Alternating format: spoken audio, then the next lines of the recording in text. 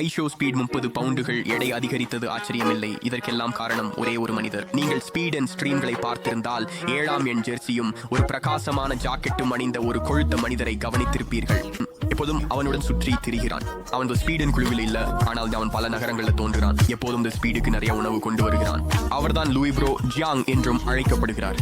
செங்டுவில் Jiang speed சில marinate வாத்துகளை கொண்டு வந்தார். சோங் சிங்கில் அது முழு வறுத்த பன்றி. ஹாங்காங்கில் ஒரு முழு கோழி. ஷென்சனில் அவர் ஸ்பீடுக்கு தனது சொந்த ஊர் சிறப்புகளை அறிமுகப்படுத்தினார். சாங்ஷாவில் ஸ்பீட் ரசிகர்களால் சூழப்பட்டான். அனைவரும் ஒரு செல்ஃபி வணக்கம் சொல்ல விரும்பினர். ஜியாங் ஒரு கவலைக்கிடமான அப்பாவை போல நடந்து கொண்டார். ஸ்பீட் போதுமான அளவு சாப்பிட்டாரா என்று தொடர்ந்து பார்த்து அவனை ஊட்டினார். அது ஸ்பீட் மட்டுமல்ல, காவலர்களும் ஜியாங்கின் பராமரிப்பை பெற்றனர். ஒரு நேரத்தில் அவர் அவர்களில் ஒருவருக்கு ஒரு பானம் கொடுத்தார். அந்த மனிதர் கொஞ்சம் பயந்தார். ஆனால் ஜாங்கின் அன்பு அனைவரையும் வென்றது.